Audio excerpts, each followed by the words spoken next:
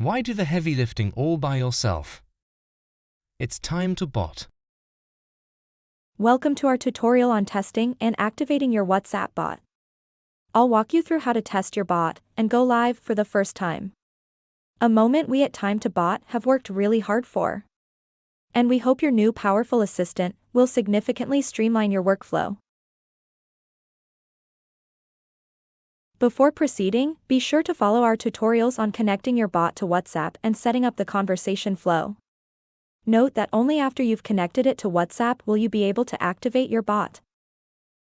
Ready to activate and test your bot? Let's do that together.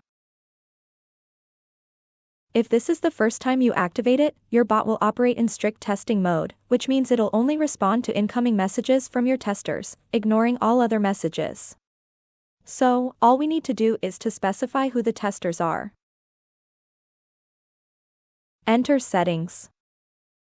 In the bot testing section, you'll find your testers list. While in strict testing mode, these are the only phone numbers that your bot will respond to.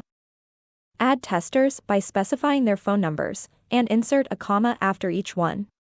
Except for your bot, any WhatsApp account can become a tester.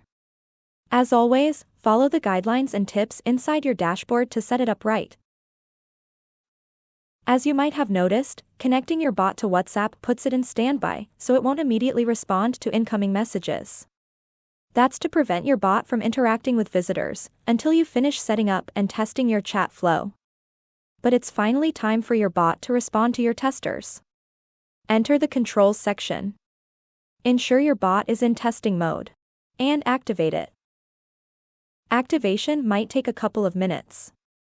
It's okay to get a little bit excited in the meanwhile. Your bot will signal when it's fully active.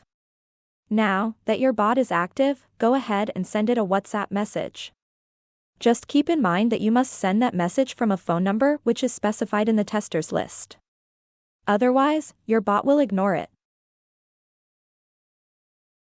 Typically, switching to live mode happens when you are happy with your bot's conversation flow. If you're not done setting up your flow, watch our tutorials and add screens, content, and routing options before going live. Once you've tested the flow and feel that you can expose it to your contacts and visitors, go live and your bot will begin responding to new incoming messages. You can always return to strict testing mode or completely deactivate your bot using the controls. By the way, your bot remembers the last mode you set it to, and you don't have to activate your bot to switch modes. You can do that anytime using the dashboard. One thing to keep in mind, now that your bot is activated, you also choose when to apply the changes you make to it. Once you're done making changes inside your dashboard, apply them to your bot. If you don't apply changes, then your bot will keep its existing settings until you do. Let's quickly recap the 3 things we've learned in this tutorial. First, once connected, you can activate or deactivate your bot. Second, while testing, your bot only responds to its specified testers. And finally, when ready, remember to apply your pending changes for them to take effect.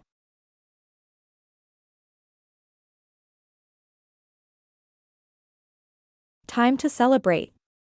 No more manually replying to incoming WhatsApp messages.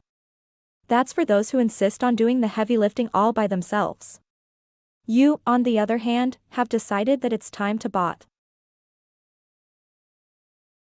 For your AI agents to reply to certain screens, or to skip the conversation flow entirely and have your bot respond with artificial intelligence straight from the get-go, I'd be happy to show you how to enable AI replies. To take the next steps and get the most out of your WhatsApp bot, watch our next tutorials. And don't forget to like, subscribe, and hit the notification bell to stay updated with all that's new in the realms of automation solutions.